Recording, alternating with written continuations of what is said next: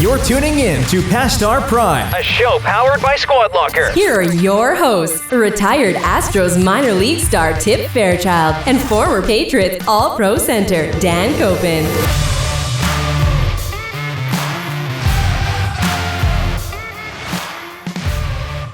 Hello, everybody. Episode 14. And yes, we are powered by Squad Locker. So if you're a youth sports organization, a school, or a business, reach out to us. We will take care of everything you need as far as team uniforms, spirit wear. Ooh. What else do we need? Those are player packs. You nailed it, Dan. Those are our three verticals that we sell to primarily, and we do really well on all of them. And we ship direct to home with no minimums. Let us do the dirty work, and we will ship it directly to that player's home. So we take you out of the middle, and we do all the grunt work. Wow, your community. Hey, life is about convenience, right? That's right. And we make things more convenient for a lot of teams across the country and maybe to Canada. Are we international? A little bit in Canada too. Absolutely. I've got the Whoop band on. Is it working out for you? Yeah, it's registering now, so it's making me super conscious of my sleep, which is something I've never been. I've always mentioned this to you and Max. Does that backfire though? I think it's putting me to bed earlier, which but do you lie awake? Do you lie awake there, sitting there like, ooh, no, I'm 15 minutes late right now. I haven't fallen asleep. No. I think I'm going to sleep till 7 or 6:30 or whatever. My brain now I should be asleep right now. My brain fires on all cylinders for a long time during the course of the day. And it's really cooking usually from 8 p.m. And you're till humble. midnight. And you're humble. Oh, yeah, very humble about it. But I think that if you ask we get a lot of people in the office again. We're starting to pick back up in here, Max. Safely. It's great. Safely in, socially distanced. They would say, hey, Tip sends a lot of emails like late, Slacks late. Like that's when I kind of do my best work. I'm starting to see a little bit of a benefit of grabbing a little bit more sleep. But I will tell you, I feel more lethargic in the morning when I wake up, almost like I slept too much. So I'm going to need to regulate this thing. I think it might be somewhere in between 7.5 and 8 hours for me. Well, the Whoop band should tell you based on what you do during the day. It's telling me a little bit more right now. But my strain has been super high because of the Peloton challenge and everything. So we'll cover. If you guys see our shirts on here, we're part of the Century Club. We're twins today. Yeah. Same hat, same shirt. It probably doesn't look very good on camera. Let's just be honest. It's our uniform. Yeah, we're used to wearing uniforms, so this is our uniform. One of the reasons that we wore this today was because we did finish up the February Miles Challenge. Let's cover that now. You want to do that now? Let's cover it. All right. So I thought because of your late night mental capacity and you firing on all cylinders, that would be a time for you to make up some miles. Well, it's tough to do both. Like, can run the sales organization, and you can run that while I'm on the bike. You can run that between 8 and 4 or 8 and 5, like normal people, and then instead of sending out all these emails at 11 o'clock when you theoretically should have been on the bike at that time. Wait, sometimes you can't get to them all, but I will say this: we both wrote a letter. Well, our people did. It wasn't me that wrote mine, but our people wrote a letter. Who wrote yours, Max? It's on our Instagram. Max, did you write that? I'm a better writer than that. Okay. No, my people did. And your girls did? You wrote a letter, Dan, that I couldn't believe you penned. There was a lot of, I know what Dan did though, Max. It was a lot of type of the word, right click on the word. So synonym. Yeah, synonym. And then just plug in all a little bit more elegant words. There was a word that you said that I was like, what is he talking about? He hasn't used that word ever. Libelous? Yes. That was it. I knew it. I knew what it was. Slander is a verbal assault basically on someone. Yep. Libel is when you put it in pen. Got it. I did have to look up libelous statement. Is that something? Is that a thing? Yeah. I did look up a few words. I figured you did. And in all truth, I came up with the general feel of it. Mm-hmm. My wife is a wonderful writer and very good editor. So she sort of edited things a little bit for me to make sure it sounded okay. There were people that thought that was a all seriousness letter. And they actually messaged me like, is there a riff? Like, is there a real riff? I'm like, yeah, there's a real riff. Like, It's content machine. Yeah, That's what we do. Number of people, my wife included, is like, should you be sending this right now, or you should have sent it with, the laughing emojis or something like that. And I was just like, if you wonder, like, my wife probably has not been in the locker room scene like we have to know the tonality and what's acceptable, right? Exactly. So this was an acceptable, very acceptable, where you could really go after somebody, and it's free too because they're not going to take it personal. Mm-hmm. I didn't take your or your people's remarks personal. That's right. Although there was some things in there that they hurt. Really they're good jabs. Were untrue. Well, you're right. So you did a lot of rides, tons of miles. Just because what was the bet? That was the bet. And so who made the most amount of miles? I made the bet. What I said this to somebody today. It might have been on camera because we just did do the polar plunge this morning. So we'll talk about that in a second. Yeah, we're going to get to that. But I can't remember if I said or not, but I said I underestimated you. Thank you. So do you know what that means? I underestimated you because I thought you were a worthy competitor. Thank you. So I thought you were going to die on the bike. I do want to understand though how high up were we ranked in the overall monthly challenge for Peloton? I've actually been trying to Google this and I can't find it anywhere. Okay, I don't know if they publish it, but if anybody from Peloton, if 1,124 or 25 miles, is that good? Or is 925? Is 900 plus miles is that good? I would like to know. I mean, if you look at other people who I know ride consistently, and maybe not like huge multiple rides a day, right? But they ride consistently. They're usually up around 200 something miles, 300 something miles. Well, I tripled it. Dan quadrupled it. So it's going to be interesting. I am very glad it's over. I am too. And it was over this morning. And the bet was done this morning. I tell you, I'm going to ride the bike when I get home tonight. Like okay, all right. So let's do that again.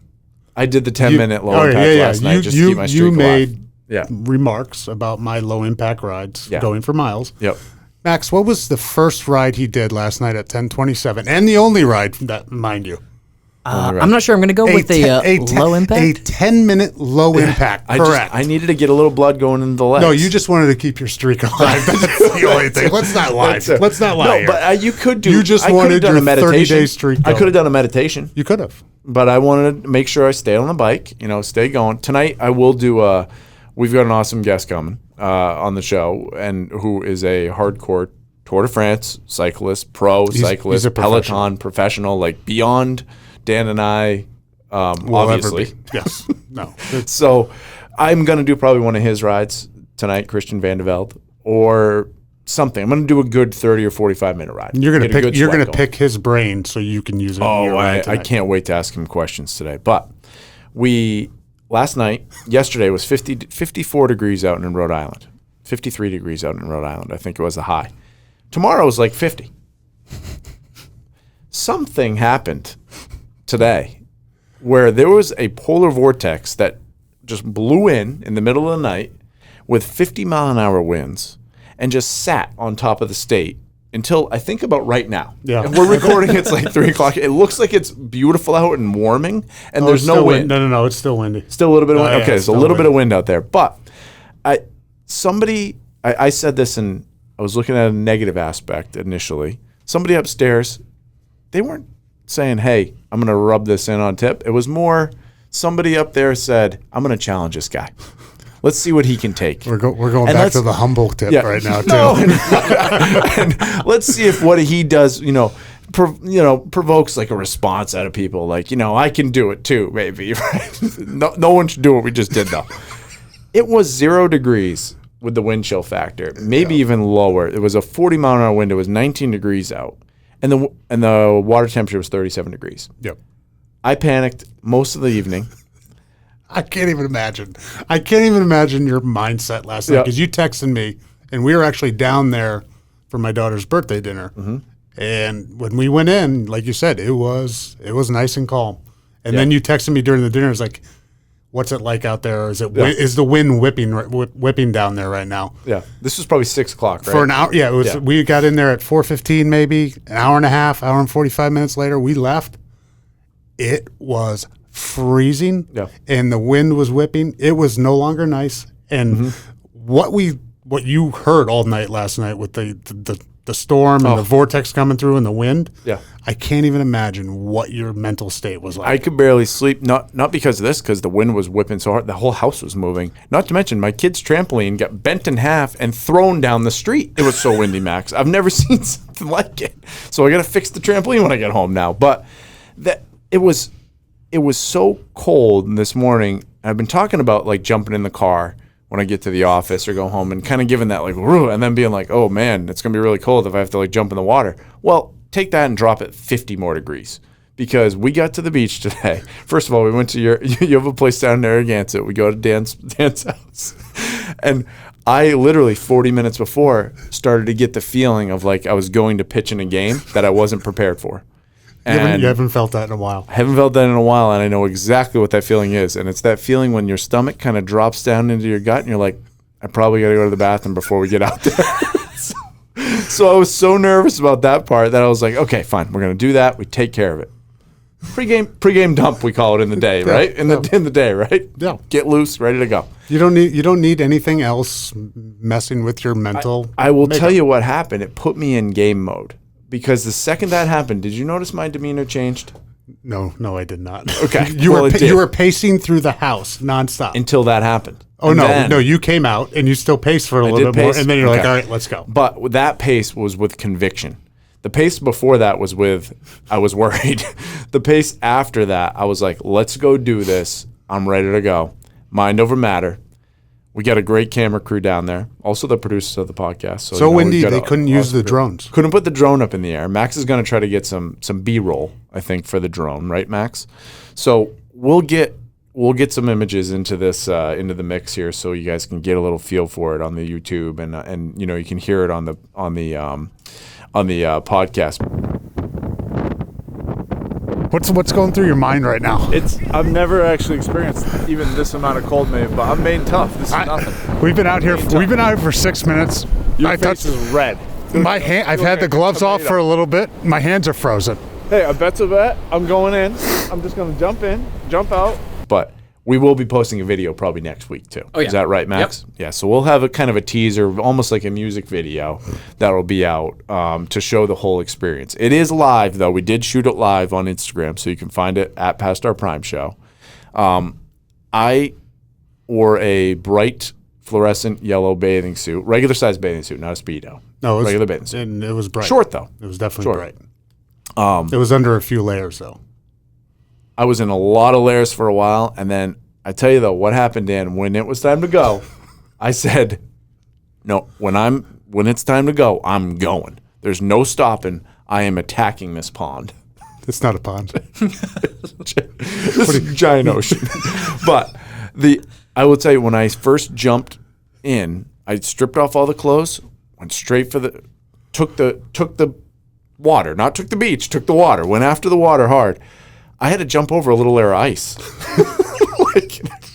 There was ice forming on the beach that I had to get over so that way I could jump into the active ocean with waves, but it was still, there was Not to mention you slush. almost got blown over by the gusts. Oh, the wind was whipping. So you'll see that on the video. But how did you feel, Dan? The sea was angry that day. That's what you said that 10 times, and every time it made a lot of sense. When we pulled up and I opened the door, the car door almost actually blew off. Your car door almost exploded off the vehicle. If there was another car next to me, dead, and we were close enough, there would have been a dent 3 feet into. I'm glad I'm not alone. Into the passenger side of that door. It would have been a crease. You would have creased the vehicle. It almost blew off. We go to the side, the wall. Mm-hmm. The sand is whipping out to the ocean. I'm actually thinking you might get swept away in this. It was high tide, but it was pulling out to low tide, so the water's moving out. I'm like, if I go in and it like shocks me, they're gonna have to get me quick because this water is taking me out. The waves are crashing, and as they're crashing, it looks like actually icicles are bouncing off the top of it. Because they were. It was. Yeah. It was not a good scene. I said the feeling I was felt. So happy this morning. Yet so cold. I was cold. I took my gloves off for 5 minutes max. 5 minutes. Yeah. My hands were frozen. It was. I can't even imagine. How did it feel? Well, this is what I learned about myself. I put mind over matter, which was huge. I also learned that you can't miss on frostbite or anything like that, right? Like, so my toes were stuck after I got out of that water and like walked up to Dan's car for like 5 minutes, 10 minutes. I'm like, okay, like this is a real thing. Like we got to get some blood in the old feet. So I'm like, I wasn't planning on taking a shower down there. I was planning on like, throwing my sweats back on, going home, taking a shower, and then coming into work. And I was like, Dan, is your hot water on at your house? Because you got to turn it on now. We got to get in here, get this blood rushing. That part was important. The other thing I did, like when I jumped in, because I went all the way under. You did. Went all the way under. You fulfilled the bet. Yep. It wasn't like a dance in the water thing. It was like I jumped in and dove in. It was like Hasselhoff. Yeah. Going in to save Running somebody. out was hilarious because the wind was hitting me 50 miles an hour, and it was like it felt like I had to run 500 yards just to get out of 25 yards of water because it was blowing me back in. But when I jumped actually in, I just told this to Gary, our CEO, who was actually worried about me last night. He's like, what do we need to pay attention to this. The water hit me like it stung me. Like it was like I got stung. My whole body got stung by like a stingray. So it was so cold. It like hit all my pores. Like, right. I haven't been that cold before. That's the way that I'm looking at it. Like I don't know if I've ever been that cold before. You've been in a bunch of cold tubs, right? Do cold tubs get that cold? Yeah, I don't know. I think that you're in an element that's 70 degrees. So like then you're in the cold tub. You're also not bringing your heart down into it too, right? You're just sitting there with your legs. Right. You're sitting on like most of the time legs and your arms are up on those things. And I've done tons of contrast. I love contrast. Tons of contrast isn't bad. Cold tub, hot tub, cold tub, hot tub. Best thing for your blood flow ever, by the way, if you haven't tried that. You get so hot, you get into the cold and it takes a minute for the cold to sink in, so it's sort of gradual. And you kind of work. I actually watched a video last night. You're going to die. I wasn't even going to tell you this. But I watched some videos about how to not feel the cold when you're jumping into cold water. Like I watched them. I studied last night. And it usually takes, they say it doesn't just take a day to figure it out, but you can build a skill over 15 days. Like, so people that take cold tubs, like if you jump in the cold tub for 15 straight days, by day 15, you're getting in there and like your body calms down in like 2 seconds, as opposed to when you're in there the first day. It takes like 30 seconds. Like you're like out of breath. You're in panic mode. Your body is fighting it off. Right. I didn't have that much time. So I needed to get ready immediately. So instead I started watching some TikTok videos of the guy from Russia. You sent those. Those were fun. Where he just jumps into like freezing ice cold conditions and like, eats ice cream cones and he says like, "Welcome to Russia." He doesn't jump in. He like takes a chainsaw and like cuts a hole. It's like a foot thick ice, and he cuts like a square out and then jumps in. Yeah, he's crazy. So I watched a little bit of that just to make sure that. And the funny part is at the bottom of the videos it says, "Don't replicate this. This could cause health injury. It has like health implications or whatever." So I'm like, okay, maybe something could happen tomorrow. And then Max scared me 10 minutes before I jumped in. He goes, "We should probably actually put a contingency plan in place just in case we need, everything." Good thinking. Yeah, good plan. Just try to look out for him. Okay. What the contingency plan is 911. That's the plan. That was the plan, but it was also like maybe if Dan does see me sweeping out to sea, maybe he would come maybe save me, So I felt like these guys had my back. You had bright enough trunks on. We weren't going to lose you. That's why I wore those, so that way we could see my body from a distance. Now you can burn them. Yeah, those are. Well, no, I use those on the bike. Those are my bike shorts. I love the 9 a.m. text. Everybody, keep your composure. Yes, I sent that. Everybody keep your composure. We need to stay calm. That was after I went to the bathroom. So after that, we felt good to go. So, hey, you know what? Bet's a bet. Paid in full. Bet's been paid in full. I look forward to the next challenge. I don't know what it's going to be. It might be we bow and arrows. We got to figure something. It might be the archery range. We got an archery range next to us here at Squad Locker, and that could have something to do with that. I think it should be something working out too, though, because you and I, a lot of people said this too. People were working out. People were liking to watch they liked watching the Peloton challenge. They liked watching us ride miles and like get after it. And it's a perfect time of year because beach season's coming up. Yep. You and I shredded off some weight. Well, and it's a weird weight too because I didn't lose a ton of pounds, but I lost a lot of like that excess kind of crap up here, and like my legs are bigger and stronger. And I think that you're the same. I agree. I'm going to say it in a more humble way though. No. I took a video of you golfing the other day, and I was like, "Whoa, wait a minute!" And you said, "Wow, I look great in that video."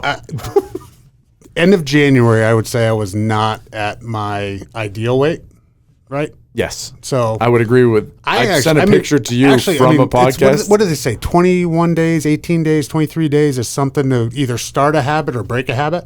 Is that it? I think it's something around there. So I think doing a challenge or whatever, if you want to get back out and, shed some weight or, work out some more, start a challenge with somebody. Because it's honestly, a great idea. Now I'm looking forward to going back to the bike and actually just enjoying it and not worrying about the miles. Putting a good sweat in, right? And or even now lifting up a weight because I didn't lift up a weight. I was so concerned about getting miles. So I did a lot of arms the last few days just to try to pump them up for the because you knew event. You were going in. Yeah, I appreciate that. You're right, Dan.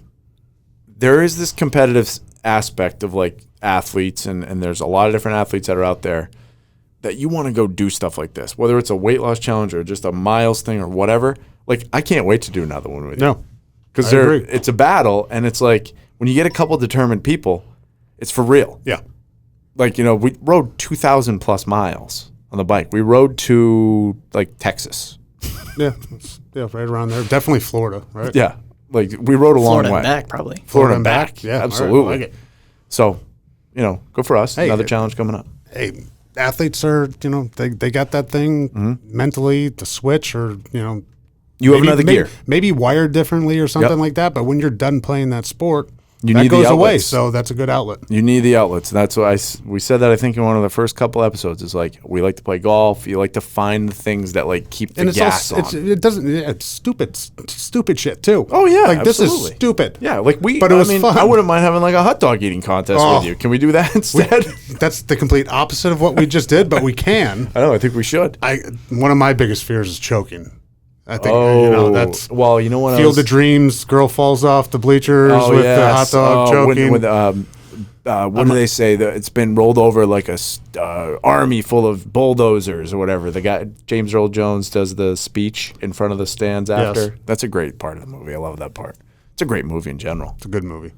Dyersville, Iowa. Field of Dreams. Yes. So.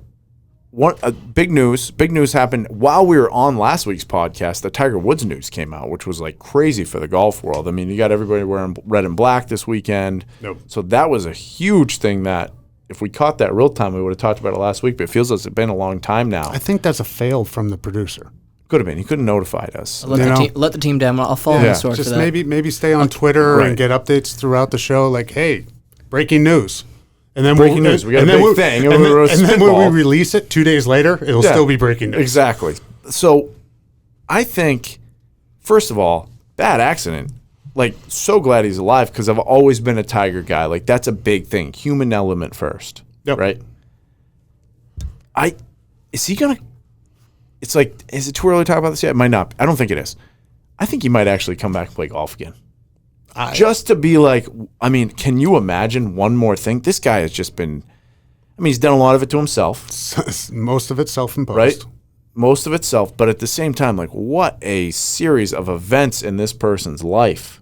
Overall, the whole thing. We watched it. Did you finish the series? You didn't finish it? I will. Unbelievable he didn't finish his homework. Only thing I asked him to do. I just jumped in a freezing cold ocean. I didn't see it on the task list. Yeah. Unbelievable. It's in your Salesforce Salesforce task list. I misplaced my ID. So I think he might come back from this. I wouldn't. And I'm not caring if he does or not because I think it's more he's alive. He's an icon.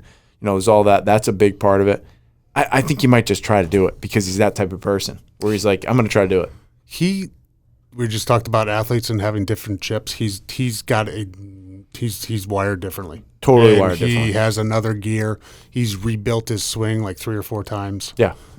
Oh, he's come back from monster injuries. Accepts the challenges inner and demons. Wants to conquer them. So I absolutely think he will come back and try and play. I hope it's sooner than later. But then, Tiger's one of those guys, too. He's very polarizing from what he did in the past. Yes. But it shows how forgiving people are. Yes. If you just come out and say, hey, I was wrong, I'm sorry, people are going to forgive you over time. And he, the fans that follow him, his popularity, Maybe it wasn't so great at one time because of that, but he has completely changed his ramped life. Up huge the last 5 years. Life around and to come back and win the Masters 2 years ago. Wild. It was, just a great story of a guy turning his life around. So I wouldn't even probably talk about this if he's put out statements now, saying, hey, it was really like nice to see everybody wearing the black and red, and he's gonna he's not necessarily rehabbing yet, right? But he's working through his injuries and everything, so we can talk about it now. There was a while that it was life or death. Yeah. Well, and it's like you're not caring about does a guy come back and play golf from that when they weren't releasing the news, right? It was like, yeah, absolutely. Now, like he's put in, he put out a press release, he tweeted something. So we're in a position now that's like, okay, now he's going to live. He's going to take this as a challenge. So, and I think that's his challenge coming up. Absolutely. So he's going to go after it. He's going to go after it, and just as the accident, I'm glad there was nothing else involved. Yes. You know what I mean? Nothing's come out. Accidents happen. Hopefully, accident. knock on wood, it doesn't. But yep, he's okay. And yeah, I agree. I think he comes back with a vengeance and tries to get back out there. I got my front runner for the Masters now, though. Koepka. Oh baby, he's back. He looks good out there. He keeps getting the rub downs though. It's okay. Keeps it's okay. Getting the rub That's downs. Fine. He's in the mix every week right now. He's looking tan. He's looking strong. I know who's finishing second. Oh, Finau for sure. Talk about that. He's made $25 million finishing second. A guy like the money's phenomenal. He's still flying there on private jets. I get that whole part, but as a competitor, you want to win, right? Got to get that W on that. As I was competing with you on the Peloton Miles Challenge, I wanted to win. I came in second. You came in second. I'm Tony Finau. The Tony Finau of Peloton right now. He's got to win because he's good and he's a nice guy, likable guy too. And it's just like you want him to win. That's what I'm noticing. It's like Dan Marino. Yeah. Yes. Very much like those that. guys haven't won the big one. He hasn't won the big one yet. He hasn't won anything. Christian Vande Velde. You got a million questions. I literally have 2 pages of questions that I wrote down. I got that. I'm not going to get to all these probably, but I mean, you can't have a better person really come on about like cycling, and this has been what we've been talking about for a month.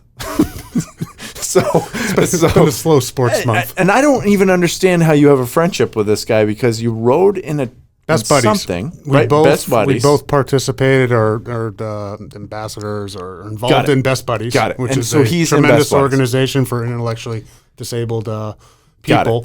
And he has rode. They do a bike race throughout the country. 100 miles?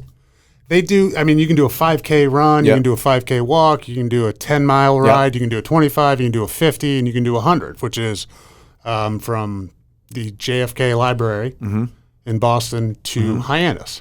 What one did you do? I've done I did the 50 first, which you start in Carver and then go to Hyannis. Then I did the 100, and then I did the 50 again. And let me tell you, that is some hard shit. That's what I've got some questions for him about this. It is hard. So he's been in the Tour de France. He does the pro cyclist Peloton instructor rides, which I've done one. I'm going to do most of them coming up. I mean, back to double we sessions. have a lot of questions to ask him, which is going to be great. He's coming on here in just a bit. Good guy, and he's pretty. I think he's racing trucks now. Yeah, and he's an analyst, NBC analyst for racing. So we have a lot of things to talk about, including like, are we going to start riding bikes on the road? Yep. You already do a little bit. So am I going to? One of my questions is, what bike setup should I get? So this might be a $7,000 episode.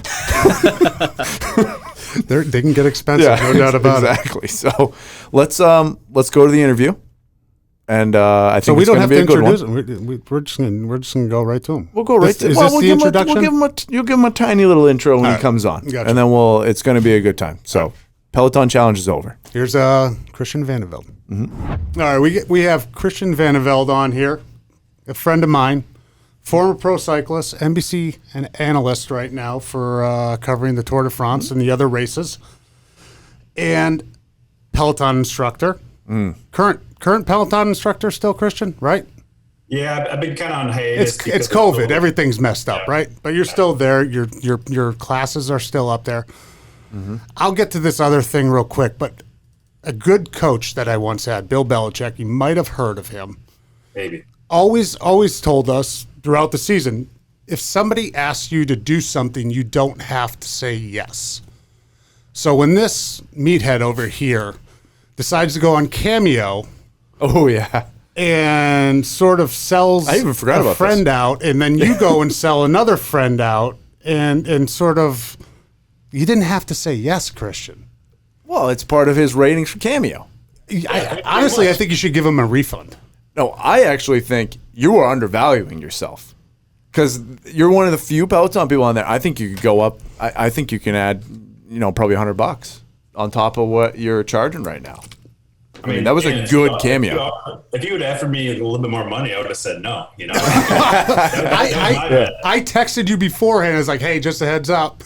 Guy named Tip might be reaching out to you. The next thing you know, 4 hours later, I think it was, there was a cameo of you busting my balls. I couldn't believe it. You were quick. Your response was quick, too. This is a big plug for you for Cameo. That's a good review. Great Cameo person. Satisfied customer right now. Satisfied customer. Hey, 5-star. Christian, are you racing trucks now? Oh, man, I got myself into some deep shit last week, and I ended up racing a dirt track race with all the legends of motocross who have, everything from NASCAR to trophy truck experience. And I was way over my head. And so it was a one-time thing. It was a one-time thing. It was an absolute blast. I got to meet a lot of good people, but my anxiety level has been like worse than put it this way. Like jumping into a cold Atlantic Ocean? Yeah, exactly. When I was done, I had the same sense of relief and accomplishment as like after finishing the Tour de France. I was ready just to party. It was great though. Really, it's like one of those things where you like kind of like the Belichick thing. I could have said no. You could have said no. At the same time, this is like a chance of a lifetime, and get to meet and hang out with all these guys. Even though I made a fool out of myself, it was great to do. So did you practice? No, that was the worst part. And then during the practice that we had, my car broke, and then I had a new car, and I had 8-10 minutes. Yeah, it was rough. So So you're kind of like that's what adrenaline junkie or speed freak. Are you like a speed junkie? Is it like a speed thing? You need to go fast? Like Ricky, what's the guy? No, I feel the need Ricky for Bobby. speed. Oh, yeah, okay, Top Gun. Let's go Top Gun. Yeah, Ricky Bobby, Top Gun, Tom Cruise, all the same. But like, I think it's more like you always want what you can't have. And like growing up, my dad never let me have anything with gasoline, and so that I always was attracted to that. And I love that world. I love watching the NASCAR guys. Made a bunch of friends there, and the same thing goes with motocross. I've always been a fan. So, I mean, all these guys come into my hodunk town in South Carolina. Yeah, I'm gonna say yes. I got it. I like that. I'd say yes too. Absolutely. You've got some bikes on the wall back there. Yeah. Any Should significance? I ride? Let's just talk about This interview's about me. All right. I need a bike setup. If I feel like this is getting pretty addicting, maybe I just want to be indoors all the time on the bike. But maybe I want to go ride on the road. What do I need for a bike setup? You feel like the guy to ask. I think he's the right guy. There's so many bikes these days. I mean, everything from like a gravel bike with bigger tires, like in between a road bike and a mountain bike, to mountain bike, and it's all what you have around your area. And if you're actually going to use it, if Dan lives in a crappy area, he's never going to go on a road, and his wife's not going to let him. He's going to get run down by a car. But if you live in, actually living back in Iowa, for example, that is awesome for gravel rides. You just go out on the flat road too. I love it. Well, I've got a Cannondale mountain bike. I have a mountain bike, but I'm talking road bike. I'm ready to get on the road. Oh yeah, you're done with the mountain bike. You just want to cycle now. The mountain bike, that thing hasn't hit the trail in a few years, but probably 10 years. But it's still there. The shock's probably locked up on it. How well can you train inside? Like on a Peloton? I mean, any spin bike or whatever, like spin bike, Peloton. They got those things where you can look at a monitor and actually hook your own bike up to it, right? How well can you train for a race? Because actually, I did train for a 100-mile race, basically for spinning purposes only. And it was hell. But can you do that? Yeah, you can. I mean, it's a lot of your mental fortitude of being in the same place and sweating and trying to stay cool all day long. But yeah, you can. I mean, with the technology that they have these days, everywhere from Peloton to Zwift. It's incredible, man. I mean, the things that, all those things that you wish you had when you were a kid, when, I was in Chicago and training all through the wintertime. I mean, I would have died to have these kind of things. So yeah, you truly can. And the amount of hours, during the COVID lockdown in Europe, these guys weren't even allowed to leave their houses, even if they're professional cyclists. So these guys were putting in like 30, 35 hours a week in their basements or garages or whatever the rooms were. So yeah, they did a ton of work during it. And I mean, we ended up having probably one of the best seasons ever of cycling, just because everyone trained so damn well that it wasn't just 10 to 20 people who could win the race. There's 50, 60, 100 people in the race that were incredible. So they were locked in their own bubble, and that's all that they had to do. Yeah, no injuries, no, all these. There was a lot. Actually, ironically, there was overtraining because people were actually going too much and just wiping out their central nervous system and destroying themselves. Probably close to 30 hours a week. That's the scary part. We were a lot lower impact, but 2 to 3 hours a day. Yeah, that's a lot of hours for a couple bums like us, just to be on the bike. That's what one of my questions was. What's the longest time you've kind of been? I feel so weird using this term, but like, what's the longest amount of time you've been like in the saddle? Is that a term? Yeah. And it could be on an indoor bike. It could be like on an outdoor ride, like without really like getting off the bike, or like whatever. I feel like, is it 2 hours? Is it 10 hours? Is it like, how long does it go for you? I mean, the longest race that we have is Milan San Remo, and that's going to be in a couple weeks' time in Italy. And that's right around 300K. So what is that? Like 186 miles altogether. At one time. And you're not stopping. You're on the bike. But they go so damn fast, so it's actually calorically maybe not even the worst one you're in. So, but if you want to just time, I did a couple of 300K rides, like 10 hours, average speed like 18, 19 miles an hour, something like that. Leading to the next question. Who knows what all these things are good or bad for you? A lot of times it's like, is this necessarily good for you after hour 7? Maybe you're just digging a hole and you're going to suck for a couple of days. What got you into cycling?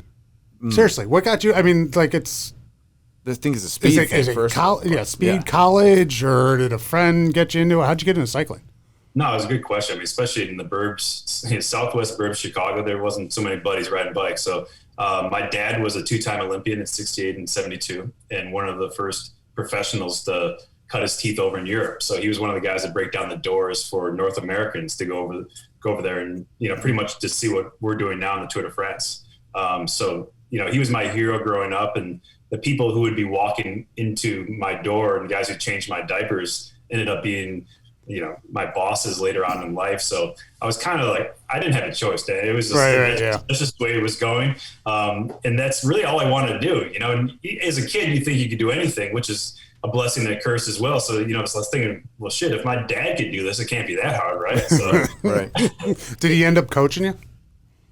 He got me as far as he could, but most of the coaching, I would say, would be more mental than anything that actually like, hey, do 5 times this or whatever. It was more just, the simple things that you always want to teach your kids. It's like everyone puts their pants on the same, be calm, confident, all those kind of things that I'm sure you're going to say the same thing to your kids. Hopefully. I'm a good dad. Does a cyclist he's a good dad. Is it just riding the bike, or is there a lot of weight training too, or anything? Or, I mean, there's got to be a lot of flexibility maybe included. Like, what's a normal workout like other than the bike? Is it like a traditional athlete, like a football player, a baseball player? Is that how it works, or is it different? Yeah. First of all, I'm so happy, first and foremost, that I'm not a cyclist anymore. I mean, the level has just gone, just like in every sport, right? It has gone just apocalyptic. Mm-hmm. The amount of hours, what they're doing above and beyond what you're alluding to. I did a decent amount of time in the weight room from right around October until January, February, more or less. We're definitely early adopters of that. A lot of people are scared to put on excess muscle to have weight, because it's really just an equation, how much power you can put in versus how much you weigh. Mm-hmm. So there's always something going on. It's a full-time job, just like any profession these days, whether you're going to the chiropractor or the physio, getting a massage, looking at your diet and the amount of hours these guys, like we're just talking about. I mean, you're pretty much in your pajamas or in Lycra or eating dinner, and that's pretty much it. Yeah, and how do you get the calories in you? Like on that ride that you mentioned that's like 10 hours, like what do you guys, I mean, like there's got to be, the calorie intake has got to be wild. Like carbo loading to the max, right? Yeah. No, it is. I mean, but again, another big change is what they're all doing with, nutrition these days. I mean, we're just kind of like putting our finger up in the air and like, yeah, that looked good. We should probably eat that. And just, we're hungry, eat. When not, don't. And now these guys are just limiting the factor of how much you could possibly still be good on the bike and how little you could eat. And so you just be right at that razor's edge of, getting pneumonia and flying. It's like the biggest compliment you can give a cyclist is like, oh, you look sick, before a big race. Right. You must be going good. Yeah. Yeah. I got It's it. lighter, better on the bike probably, but your muscles still work. I don't know. It's good. Right. It's crazy how you're right. People are getting bigger now. The science, the nutrition that goes into it, the athletes are just completely different from when I played, and that was probably 7 years ago. So Yeah, not that long ago, right? Yeah, it wasn't that long ago. Would you consider cycling an individual sport or a team sport? It's definitely. Or is it both? I would say that's a great question. It is both. You have to do all your own. You're responsible for yourself, but at the same time, when you're in the bus, which is the same thing as being in the locker room, it's definitely a team sport, and everyone has an objective throughout the day. Whether it's lowest on the totem pole, you're trying to keep somebody safe and out of the wind and get him bottles and food whenever he needs it, to the guy who's got to make the results at the end of the day, who has the true pressure on him. And everyone has pressure on him, but it's just in different ways. So especially in the Tour de France, and I think that's what most Americans are thinking about when they're thinking about cycling is the Tour. And without a good team, good luck trying to win that. I mean, you could be amazing. You could maybe get a top 5, top 10, but winning the race, it takes a lot from the entire team. How many people are on that team out there like that actually? So if it is a Tour de France, are there 6 people, 2 people, 5 people? Like, what's a team consist of? 8 now. So 8. It used to be 9. And I think even at one point in time it was 10. But it really is, we don't have a salary cap. So they try to make it a little bit better, because some of these teams were just so dominant that you would have 9 guys, and you could have had 2 winning teams within those 9 guys. So they're trying to bring it down. And that's the reason they brought it down. But 8 guys, and then staff, I don't know, 20 to 30 staff. Yeah, that's the other part I was going to ask. Like, what's the expanded team look like? Guys on the truck, like mechanics, I guess, right? No, and the nutritionists guys, probably, and trainers. Like, so it's about 20 or 30 more people on top of that when you're going to get done. Everywhere from the directors who are driving the cars behind, barking orders or trying to guide you through the race and telling you there's a corner or a crash coming up, or to mechanics, like you're saying, bus drivers, truck drivers, chefs. I mean, it's all encompassing now. When we had one of the first chefs on US Postal with Lance back in '99, and it's hard to think again. You're saying like 20. It's only been 20 some years, but back then, if you didn't have a chef, you were at the disposal of whatever that hotel was going to feed you that night. You have a Pop-Tart in the morning. Exactly. Oh, no, sorry, we're out of pasta. Good luck, guys. Hey, buddy, I'm riding 150 miles today. I want pasta. Yeah, I need something other than this Pop-Tart. Exactly. But one banana isn't going to cut it. I might need a little bit more. A continental breakfast. The frosted flakes and the milk. Hey, where you do the lever and all that stuff. Those are good. Those are good. You never trust that milk. I'm just saying. No, I agree. I started spinning after I got done. It actually has gotten popular within a lot of professional athletes now, especially during the pandemic, it's a phenomenal way to work out. And I'm not shitting you. I did the 50 at the Best Buddies with you guys at one time, and I did the 100 the next year, and I was at the start line with you and George Hincappy. And then you guys left and you were gone. And you guys probably didn't even break a sweat. That was one of the hardest things I've ever done physically. And I'm not even shitting. I was cramping at like 50 miles and I was only halfway through. How many times do you have to go to the bathroom? Oh, yeah, I don't even. I no, because you're sweating. You're so dehydrated at the end of it. I don't even. I got to the finish line. They're showered. They're done. They're sitting there back having beers. Like they didn't even. I came off the bike like I was dead. First of all, I didn't even uncleat my. I forgot that I was cleated in. And I tried to get off, and I just fell to the left. And my wife was there, and my buddy, and whatever, looking at me, and I just looked like a complete idiot falling off the bike, still clipped into the bike. But the next year, I ran the 50. I did the 50 again. You guys did the 100. Probably 20 miles into it, you guys come flying by. The Peloton of the professional riders come flying by. We get to the rest stop. You guys pull over. Me and my buddy Paul, we sort of hook on to you guys. 2 things on this. One, my cleat was loose, so I couldn't clip. I couldn't clip into my pedal. George Hincappy actually pushed me for 3 miles. after he's like 50 miles into it, and he wasn't even breaking a sweat. Hey. I don't understand how you could possibly do that without even there's no effort with you guys. How do you ride the bike so efficiently and not get tired? Yeah.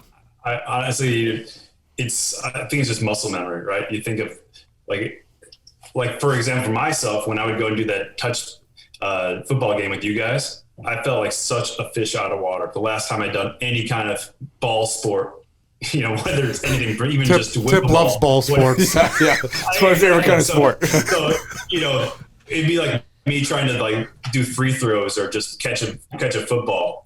So my anxiety. I mean, the worst part of that whole entire experience ever was making eye contact with Tom Brady and knowing that he was going to pass it to me, and I was like, "Oh no!" He doesn't let up in that game either. He's intense. He kind of tries to whiz it at you, and it's like, dude, I don't catch balls for a living. Don't do this. Make me look good. It's kind of messed up.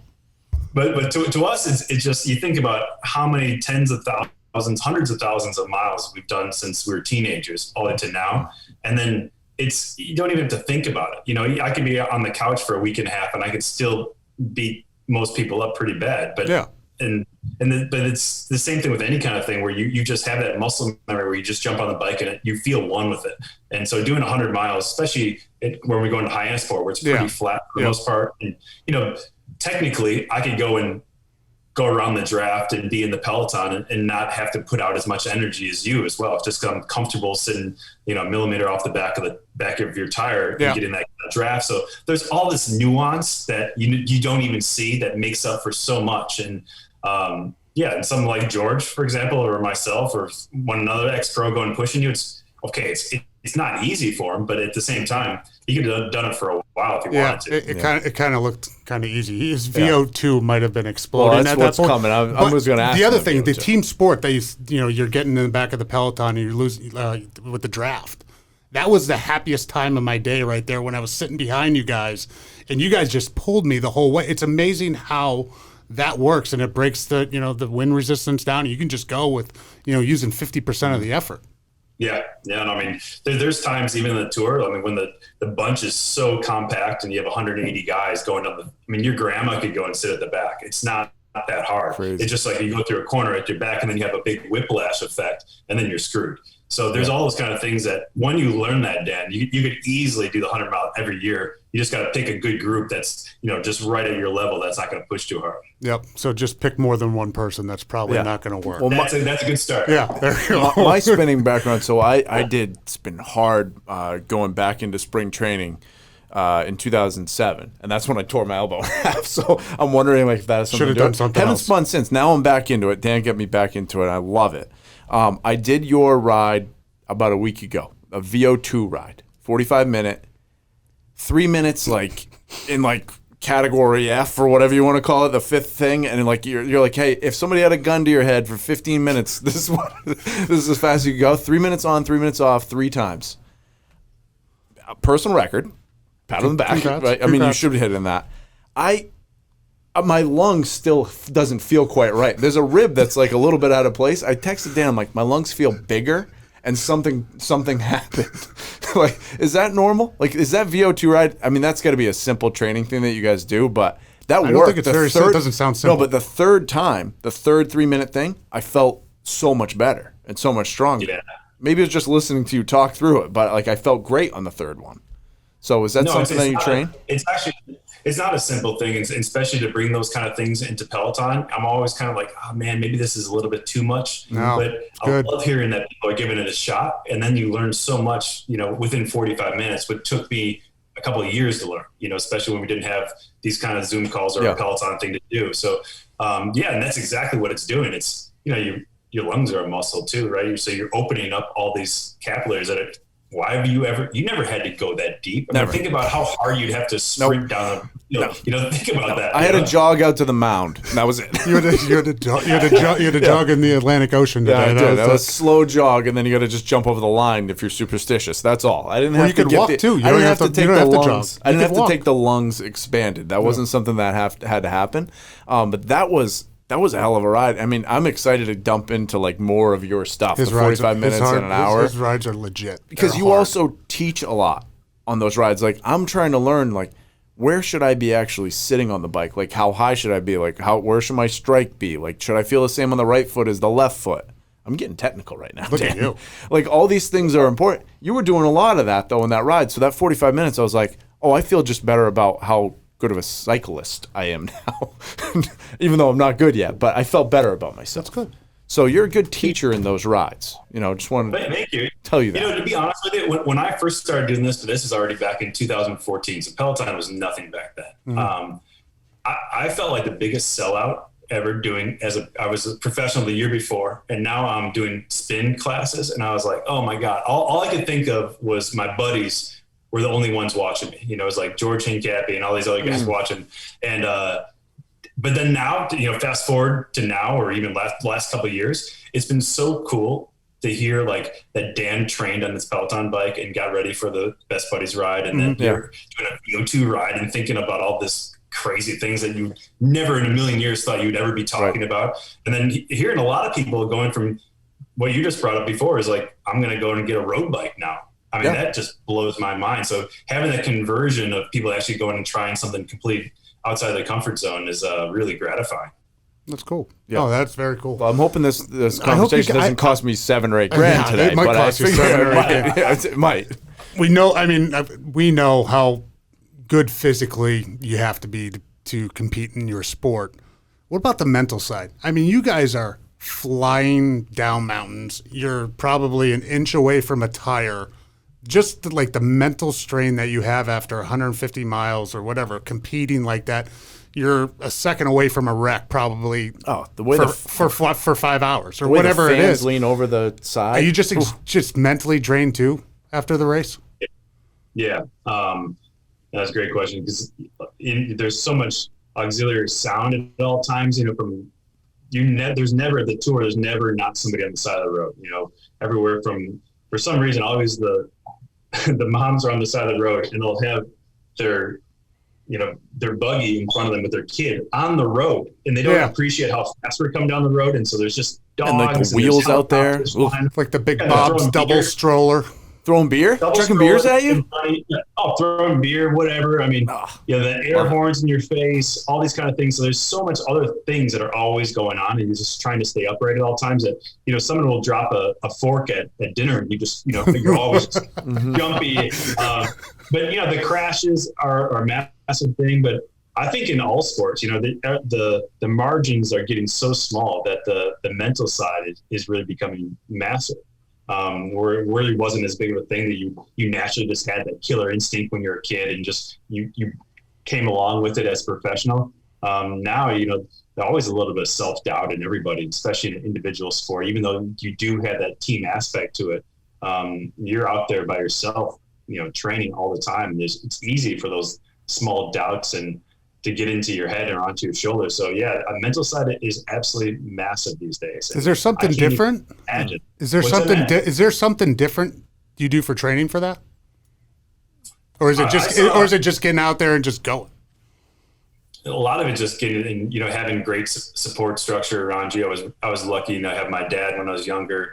My wife was amazing, especially living for us I lived for 16 years in Spain. So you don't have those connections that are easy to walk down the street and have coffee with mom, so those kind of things were probably the most difficult. And honestly, I was, like I said, I was lucky enough to be pro for 16 years over there, but if I was home, maybe it would have been longer, I don't know, maybe it was short. I really don't know. But I will say that the mental side, especially for Americans coming from the States and going over there and trying to live in France or Belgium or Holland and racing and you got manure in your face and crashing and your season's over in the first race. Those are the things that it's really been hard a lot of times. You have this amazing talent that you have who lives in Colorado and his training is incredible. Then you bring him over to Spain and he absolutely hates it and he washes out in 18 months, so it's a big one. And that's, you think of Lance, he's probably the baddest motherfucker ever mentally, and you think of those are the kind of guys who flourish. Yep, absolutely. You've got a guitar back there too. Is there other habits? I was going to ask you other sports. Like if you picked up, you mentioned it a little bit, like it's weird to go play football, but is there another competitive outlet that you like? We talk about this a lot with people where, for me, I was a baseball player. Like, I love to go compete playing golf now because that's like my outlet, right?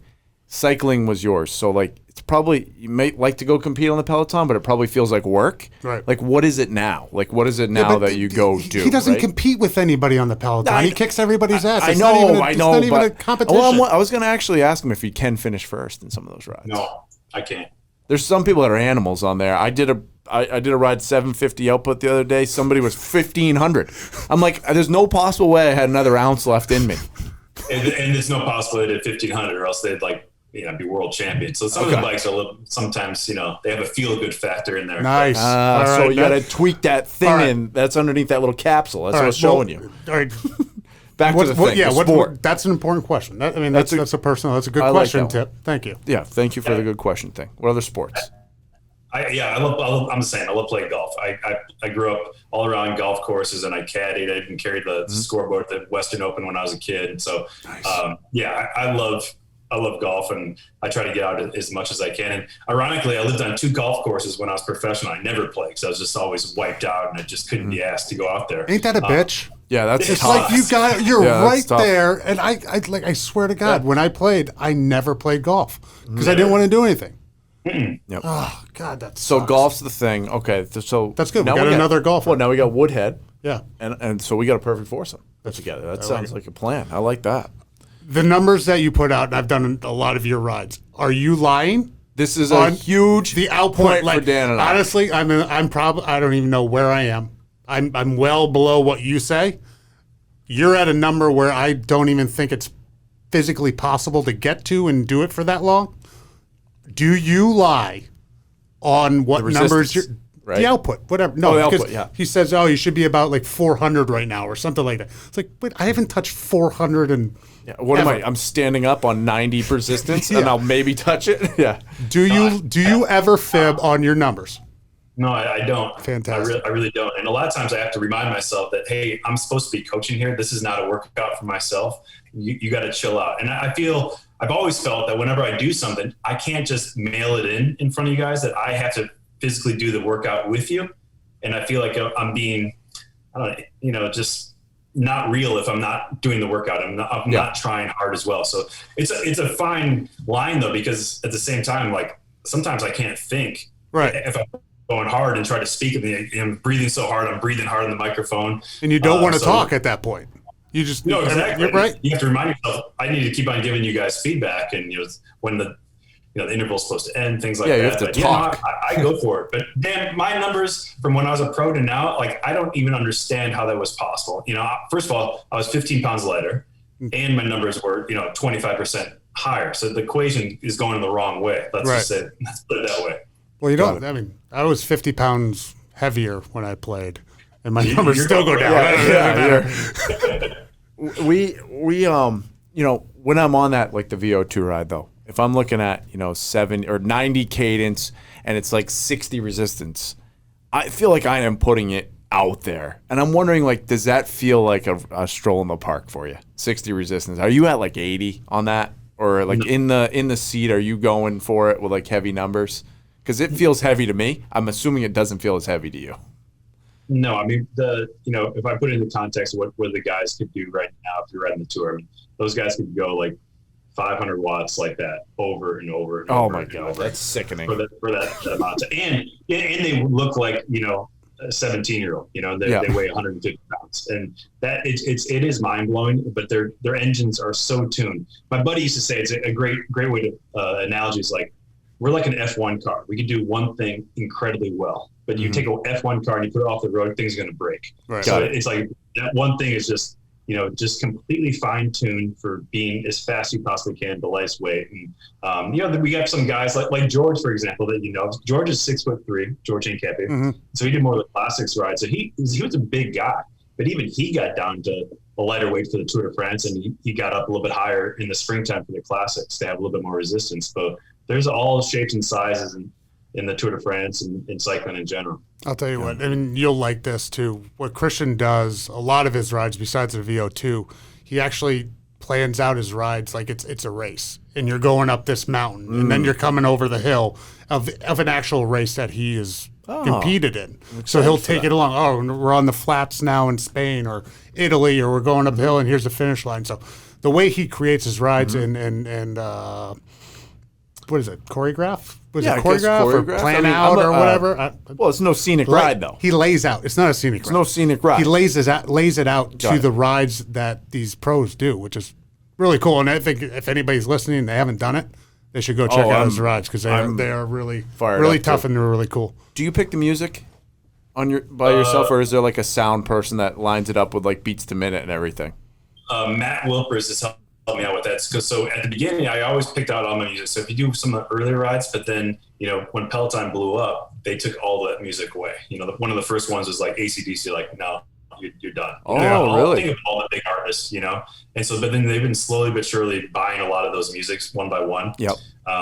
So I don't have that thing. So Matt helps me a lot with that music, but I always try to do and that's hard too, man. I used to spend hours upon hours because you think if I did my own playlist, there'd be like 12 people who would really like it, but you try to wait for the broader good. So yeah, that I always think about, and it's funny you even said that you liked like the ride where I did with like a race because in my mind, I like it. I'm thinking this is so hokey, in my head. No, I think people absolutely loved it. Honestly, it's hokey to you because I think it makes it go faster. None of us have done that, so it feels like so real for us. And I like it when you guys talk. Like I like it when we're like talking through it, and you're not necessarily like super motivating. Yeah, but we don't need the rah rah. We don't need the rah rah. I'd rather tell the story, right? Yeah. Like, and if you're telling the story there, that's great. And then having the good music to go with it. And I mean, Dan, during our heavy month that we just went through, we did the heaviest month of my life. Yeah. Let's just say it will never happen again. What were the numbers altogether? How many miles or how many hours? Let's say how many hours did you actually do? I want to say I did 2 to 3 hours a day for 28 days. So probably. And I was probably 2 hours a day. So 11. I did 1,125 miles. Yeah, and I was 920. I think it's probably half of the Tour de France, which. How the hell do you do that in like 22, 23 days? Yeah. That doesn't make sense. Yeah. What's the worst race? They're going 500 output. What's the hardest race? Like if you're like the one that's coming up and you're like, God damn it, I got to do this again. Mm-hmm. There's a couple smaller races that no one's ever heard of. There's a race called the Tour of Basque Country. Paris-Nice, I'm going to be calling for NBC starting on Sunday all the way through the next Sunday is another hellacious race. It's kind of like the mini Tour de France. But with the tour and what I was talking about earlier with everything that goes with the tour, with the journalists, the amount of people, the helicopters flying, that underlying stress. And of course, it's the Super Bowl of your sport. What's that? It's easily. Yeah, right. Easily. There's a different atmosphere around there. That's crazy. We were big. We did probably most of our rides with Kendall. Right? Is that accurate? A lot of Emma Lovewell. Is there a sleeper instructor? I like a lot of Jess King. You did a lot of Jess King towards the end. Jess King's good. Are we missing somebody that we should? Is there a sleeper instructor out there that would like really put it to us, other than you? Because your rides are going to be. I'm excited to kind of pick through yours, but is there somebody that's like this person gets after it? Yeah, Dennis is great. Matt Wilpers is a good buddy of mine. Yeah, gotcha. Alex Toussaint, I like a lot. I love his music. But yeah. Matt Wilpers, as far as like what you guys are starting to get into, like the power zone training and knowing your body and really having a good outcome and get better. Those are the kind of things. If you just want to be entertained, some of those other ones are great. Look, all the instructors are incredible. There's a reason why they're there. But as far as if you truly want to train for both of your type A mentalities, you probably would want to go and try to do some of that as a little bit more structured to it. I just want to train for a better body. That's really, all we're trying to do. It has nothing to do with my mentality. There's nothing that feels better. It's all service level. When you get off of that bike and that thing is absolutely puddled underneath it. It's not even a puddle anymore. Like mine leaks off the mat, and then I put a piece of plywood underneath, off the plywood, onto a carpet because it's just a flowing river. I feel so great. And like I'm like slowing down, like I'm through the cool down and everything, and I'm sitting up in the bike, and like the water is pouring off of my elbows. Like it's just a faucet that's on. So it does make you feel good. It gets like something going. You have a fan on you at least? Like a big box fan? Absolutely not. I want to be in there. I want no wind. Put a heater on me. Stupid. No, you don't turn a fan on. Oh God, yeah. I have turn the fan on? an air conditioner behind me. Yeah, okay. Well, I'll put the fan in. We actually video chat half the time. And I was beating Dan the other day, and I video chatted him, and he declined it for the first time because I knew he was trying to chase me down. Yeah, So no. we need to get, hopefully when COVID comes back, we got to get in studio. Yeah, come up. We'll play some golf. We'll play golf, and then we come to you, and we do in studio with you, front row. Actually, let's have him take us on a bike ride and just like leave us in the middle of the mountains and try and get out of there. That sounds terrible. Actually, I hate that. Do you drink Gatorade on the course? No. Okay, you're putting me into something here. No, what's your favorite Gatorade color? Because that's kind of the last thing that we ask our guests. It's our favorite. The original. It's our favorite recurring question. You can't go G2. You can't do G0 if there is one. You can't do purple. No, just lemon lime, man. I don't want to have a cyclist. I thought you were better than that. So that's what the cyclists like to drink, like me and you. That's how we do it. So. What challenge should we do? A challenge next? Is there another challenge that's better? This is my last question. We asked the Gatorade question. Yeah, that's fine. Is there a challenge that we should do outside of we just did a pure miles challenge? If you were to say, guys, take a month or take 10 days or take a week, whatever it is, say a month. I'm training with Wilpers then on those power zones. Sure. Well, what's a good bet? Is it doing is it trying to hit an output number? Is it trying to do a power zone training thing? What do you think? What's a good bet for us? I think it should be like cumulative numbers, so your output numbers added up for whatever. I mean, I think the month is that's a long stretch. You have to be dedicated to that one. Well, beach season's coming up. So what if we took you can declare 10 rides. They got to be this length. They got to be by the same rides. We could do the same 10. You can do the same 10. And then you add that up?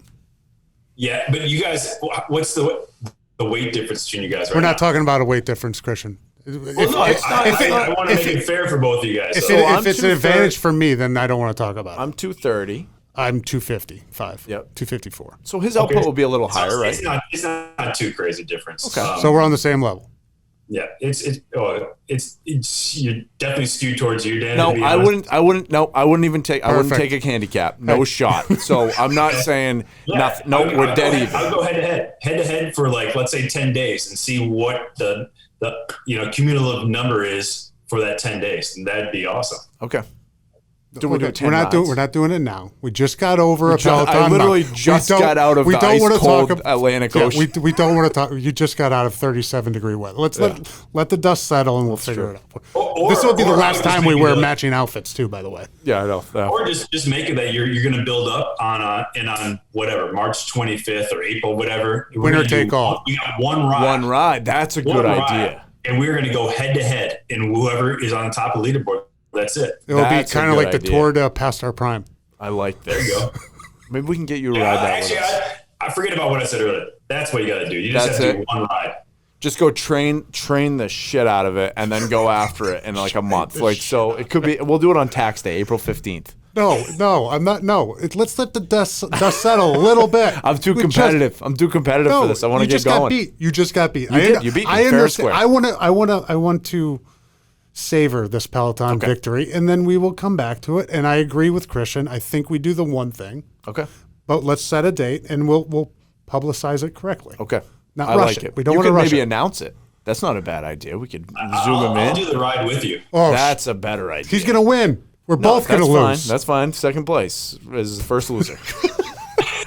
Hey, we appreciate you coming on. This is awesome. Because this is I have a little stardom because I've been riding the bike so much. It's all I've done for a month and a half. So it's all right. Hey, you're taking over Brady's spot, Christian. I'm telling you. Oh yeah. Here we go. Oh hey. Hopefully we'll have an event again, Dan. Hopefully we'll be seeing each other in June. I mean, I maybe it might be a little bit too early, but I mean, I'm fingers crossed. I'll be seeing you up in Boston. Hope so. We gotta get one of those jackets too. This jacket is sharp. You need one of these jackets. We're in the apparel industry, so this is you're not going to fit into that jacket though. Well, that won't. Well, I will. It just won't look like that. It was stretched out like a balloon. All right, buddy. Thanks for coming on, man. I appreciate it. Talk to you soon. See you, man. Bye now. Take care. See ya. Past Our Prime is brought to you by Squad Locker. Squad Locker is your one-stop shop for custom team apparel, delivered right to your front door. Learn more by visiting squadlocker.com.